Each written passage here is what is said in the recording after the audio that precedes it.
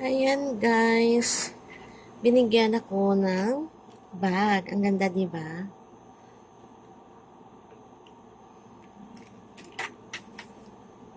Tapos mura lang siya guys.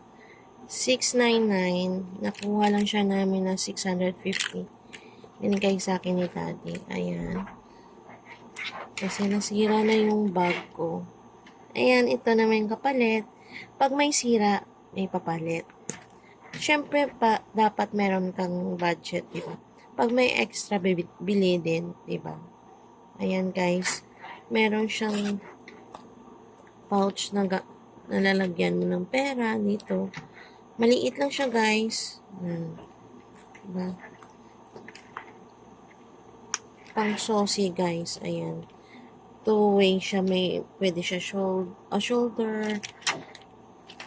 Ayan. Pwede rin isa. Depende sa mood mo, guys. Maganda siya, guys. Mukhang matibay naman. Sana tatagal sa akin. Kasi yung yellow ko, guys, ng mga 2.5 years din siya bago nasira. At ito naman. Sana tatagal to, guys. Thank you for watching. At hindi to, guys, original, ha. Baka, class A lang siguro ito, guys. Kasi, pero mukhang matibay naman siya. Maganda naman pagkatahi. Ayan. Diba? Ayan, guys. Thank you for watching. Please like and subscribe to my channel. Bye!